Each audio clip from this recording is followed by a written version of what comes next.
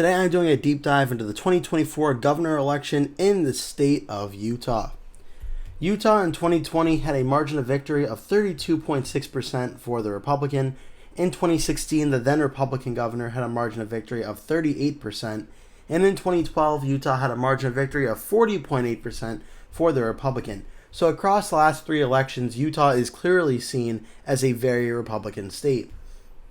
And that being true, there's not currently any polling data available for the state of Utah, as it is not expected to be a overly contested race. This also leaves an average margin of victory result across the last three elections at 37.3%. Now for the national vote of all the governor elections as a whole across these three elections, in 2020 Republicans overall won nationwide by 8.3%, in 2016 Republicans won by 2.1%, and in 2012, Republicans won by 1.8%. Right now, as of today, I'm recording this video, the 2024 Real Clear Politics generic vote for the nation is 1.3 points in favor of the Democrats. That could be something important to note. The average margin of victory result across the last four elections is 4.1 for the Democrats. This means when you take Utah's governor voting election results and you compare it to the national vote of that election, in 2020, Utah voted 24.3% more Republican than the national governor votes. 2016, Utah voted 35.9% more Republican than the national governor votes. And in 2012, Utah voted 39% more Republican than the national governor votes.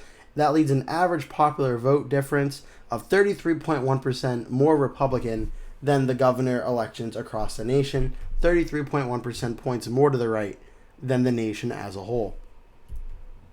Looking at some forecasts for this governor's race, you're not going to find any disagreement here. Real Clear Politics, Sabado Crystal Ball, Inside Elections, Elections Daily, and Cook Political Report all have Utah as either solid Republican or safe Republican, which is the same basic ratings of it's a very safe race. The Republican governor is going to win this, and it really won't be too much of a contest.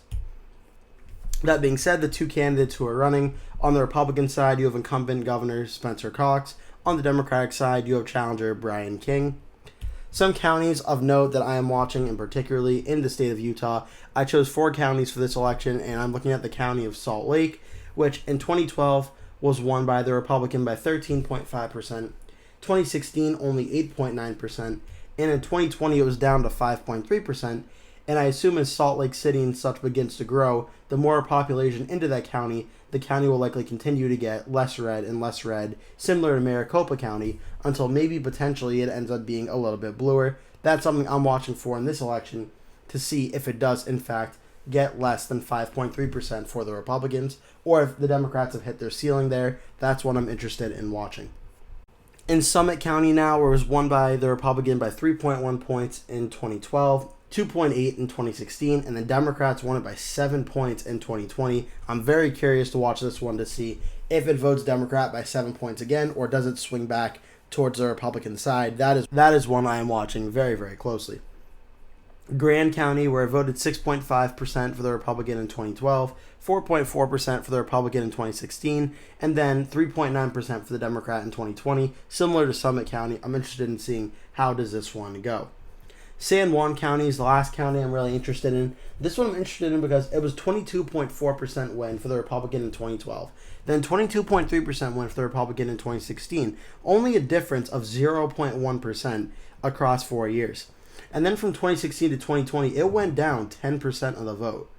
So I'm very curious to see how this one's going to go in 2020. Does the county continue to get bluer, or does the Republican results go back up? That is one I'm watching for on election night.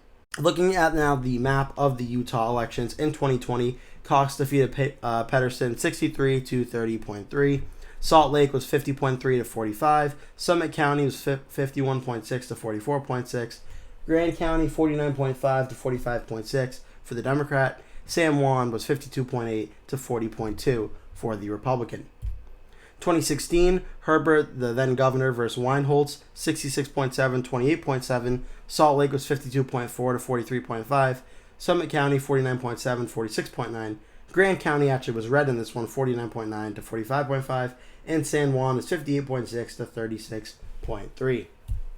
Lastly, 2012, Herbert, running for governor for the first time, got 68.4% to Cook's 27.6%.